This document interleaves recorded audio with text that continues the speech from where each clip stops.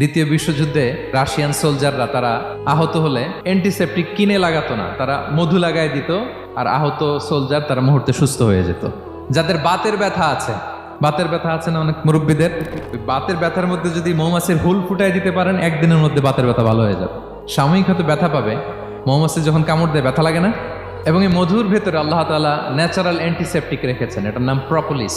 মুখতালিফুন আলওয়ানু, বিভিন্ন ধরনের ক্রিম হানি, হোয়াইট হানি, ইয়েলো হানি, ব্ল্যাক হানি, নানা ধরনের হানি আল্লাহ তাআলা এইভাবে প্রিজার্ভ করেছেন মৌমাছির মধ্য দিয়ে। আল্লাহ বলেন এই যে এতগুলো মৌমাছি পুষ্প রস এনে মৌচাকের মধ্যে রসগুলো রাখে, মধু তৈরি হয়, আল্লাহ বলেন ইন্না ফি যালিকা লাআয়াতান লিকওমি ইয়াতাফাক্কারুন, নিশ্চয় এর মধ্যে আল্লাহ তাআলা চিন্তাশীলদের জন্য নিদর্শন রেখেছেন। যারা চিন্তা করে, তারা হাতের তালুতে শুধু জিহ্বা দিয়ে চেটে চেটে খায় না, তারা ভাবে কোত্থেকে আসলো এই মধু, কিভাবে মৌমাছিগুলো যায়, কিভাবে ফিরে আসে। তাহলে বলেন তো আমাদের চিন্তাশীলতার দরকার আছে না নাই?